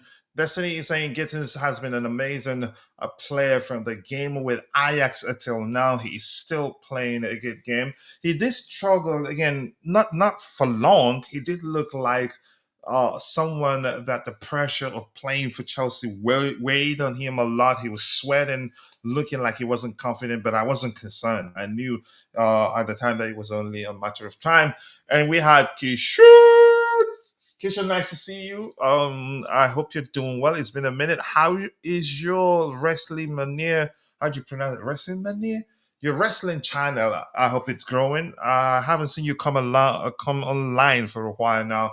But nice to see you. What's up to you too? I do hope you're doing well. Thank you for joining the conversation. I hope you're good.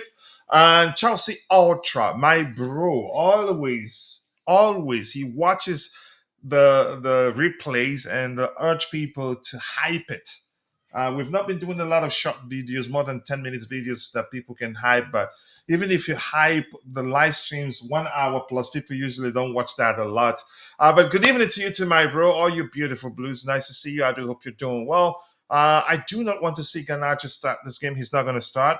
He started against. I'd be shocked if he does. If he starts, I'm okay by it. I think he'd do well. And then Destiny says, surely Josh must start this game. That dude is amazing. He's an excellent player, and I'm glad we didn't sell him. He's improving, and I think he's a very confident player. If you see the way he applies himself on the pitch, even against older, much bigger players, he has no fear. Tosin is not a bad player. The problem is that I don't have confidence in him. I mean, I don't blame you. When players start on the, you can say, making mistakes. I can't. I wasn't. I've not been counting, but I think he's made quite a lot that people are calling for his head. But I understand football well enough to know it could be down to the fact that he's just recovered from injury and isn't fully fit. Yeah. And sometimes the approach, you don't want to have him in a situation where he's exposed. If you have him on the pitch, he needs serious protection. And when he doesn't have that protection, he can get exposed in a manner that you're not gonna like. All right. And Keisha says I haven't been on stream. Okay, I hope you're okay. I hope the reason is just that you've been busy doing all the stuff that matters to you. If that's the case, I'm happy for you. Okay. Let's see. What else do we have here? That's anything else you want to talk about? I'll wait for the last comment from Chelsea Ultra. We'll read it and we call it a day.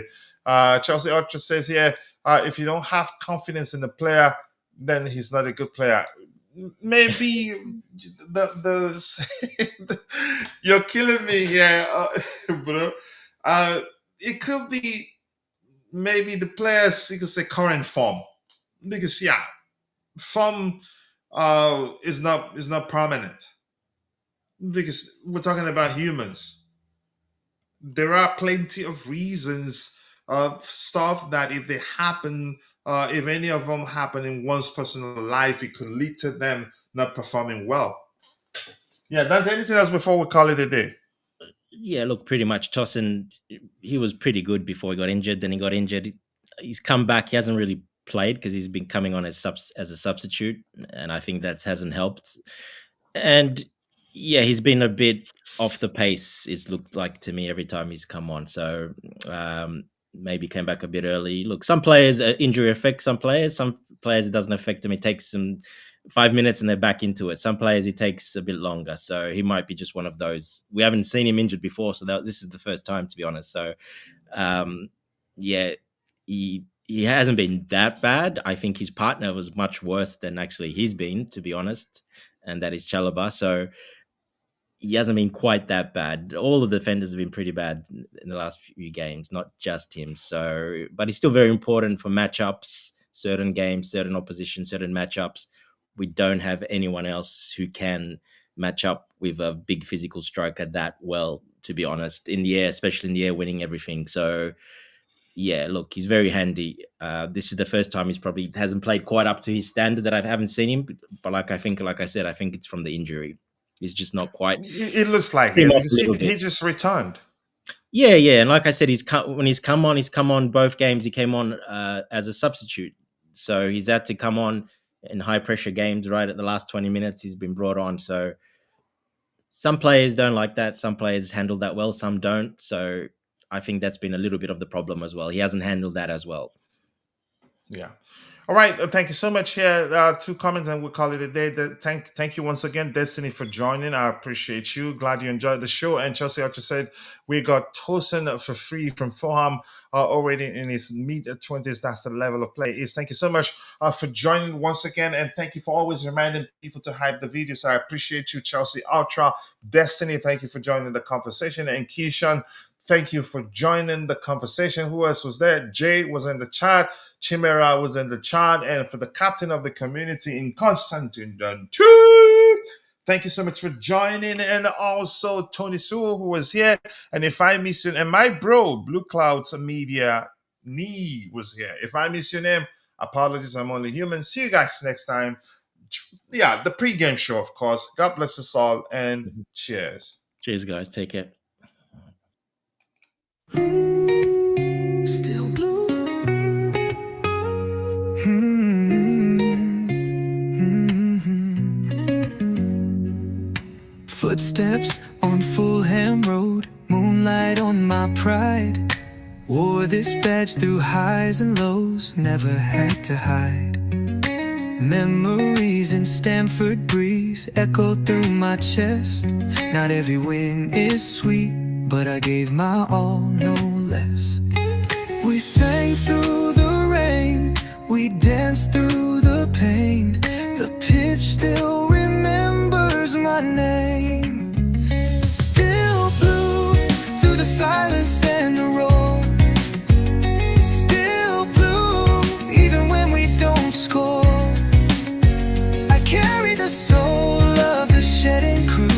You can't shake me, I'm still blue. Still here, still true. Woke up to the chance, paint cracked on my wall, but the pride in my heart never faded at all. Jersey frayed at the seams, but it still feels right. Been through darkest nights, still shining bright. We bled in the game, we rose with no shame. The bridge still whispers my name. Still blue, every tear and every cheer. Still blue, with my voice loud and clear. I carry the pride of the shedding crew. Win or lose, I'm still blue.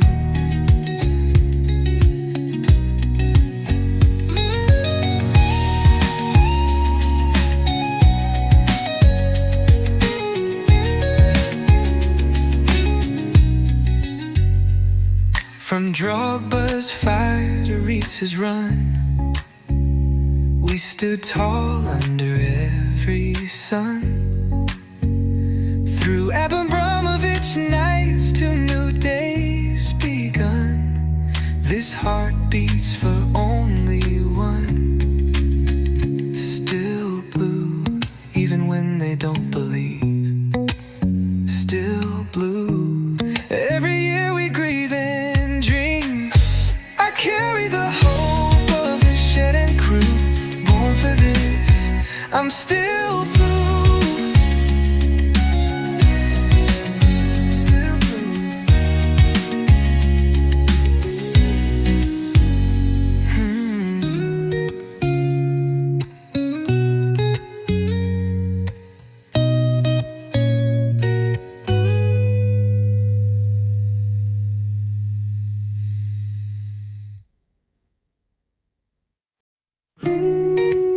Still blue.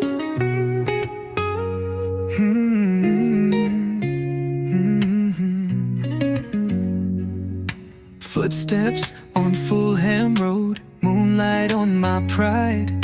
Wore this badge through highs and lows, never had to hide. Memories in Stamford breeze echo through my chest. Not every win is sweet, but I gave my all, no less. We sang through the rain, we danced through the pain. The pitch still remembers my name. Still blue through the silence and the roar.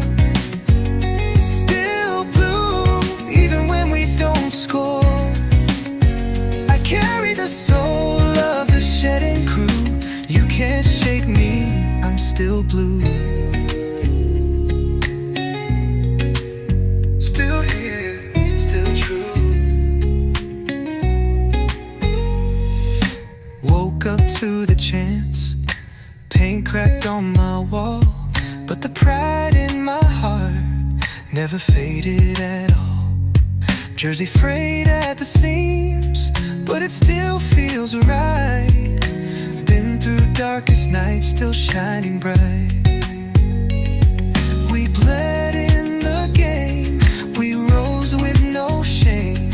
The bridge still whispers my name. Still blue, every tear and every cheer. Still blue, with my voice loud and clear. I carry the pride of the shed and crew. Win or lose, I'm still blue.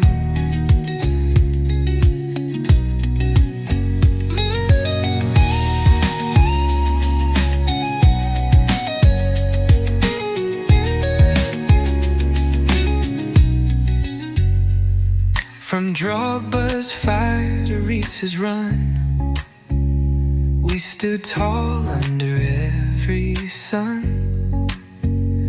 Through Abramovich nights to new days begun, this heart beats for only one. Still blue, even when they don't believe. Still blue, every year we grieve and dream. I carry the hope of the shed and crew. Born for this, I'm still blue.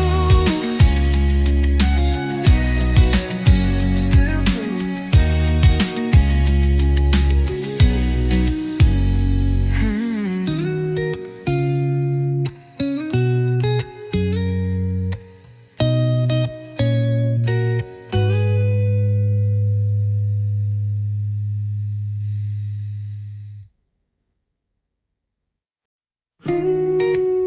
Still blue.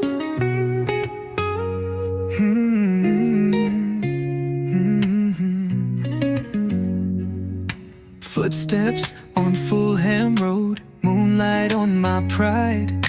Wore this badge through highs and lows, never had to hide. Memories in Stamford breeze echo through my chest. Not every win is sweet, but I gave my all, no less. We sang through the rain, we danced through the pain. The pitch still remembers my name. Still blue through the silence and the roar. Still blue even when we don't score. I carry the soul of the shed and crew. You can't shake me, I'm still blue. Still here, still true.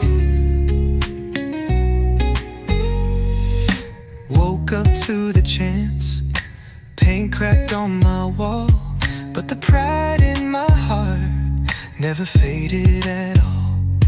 Jersey frayed at the seams, but it still feels right. Been through darkest nights, still shining bright.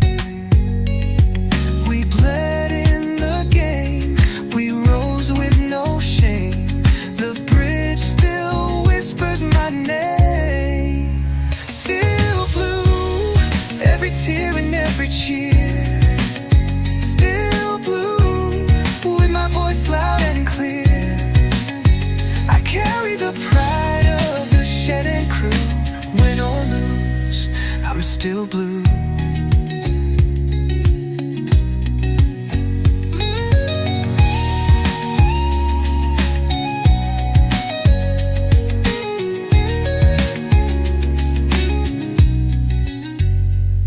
From Drogba's fire to Ritz's run, we stood tall under every sun. Through